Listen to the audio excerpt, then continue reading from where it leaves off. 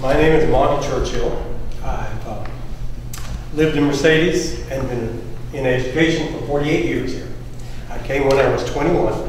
I graduated from Sul Ross. I went to University of Texas. I finished, by the way, 3 years of my college BA. Then went to University of Texas and ran out of money. I got to tell you, I am the first in my family to get an education. We were very poor. Yes, gringos can be migrants.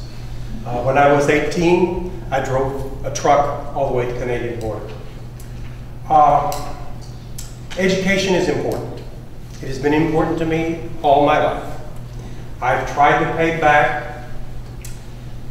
I know that that's how it allowed me to be successful. While I was here, I was a teacher. A couple of my students sit down there. They're running for the board.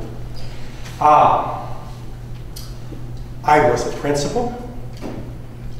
I was a personnel director. I was an assistant superintendent. And for 17 years, I was superintendent.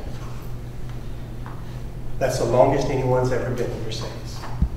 Now, I will tell you what I find very blessed is that this community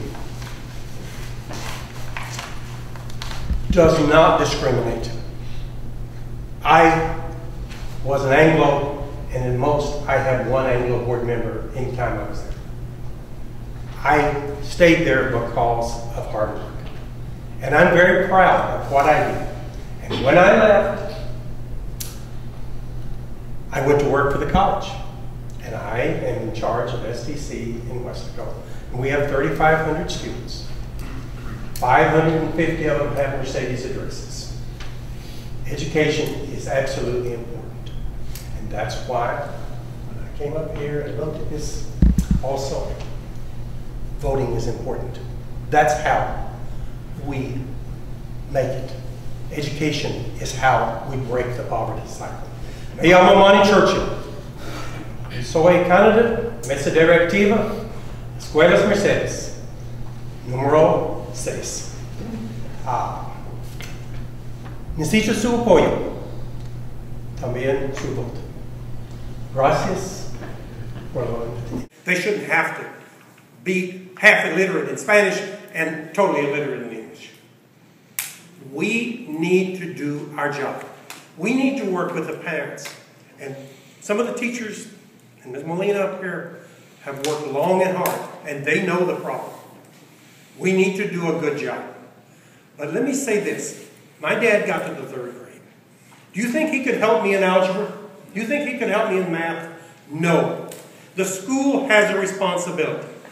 We need not state tests, but local accountability that when a child is out of kindergarten or 1st grade, they can read or write the language they came to us in. We can teach English if they know Spanish, but if they know nothing, we will have them as dropouts. We need to do a better job, and we do need to ask the superintendent to always be watching that. Thank you.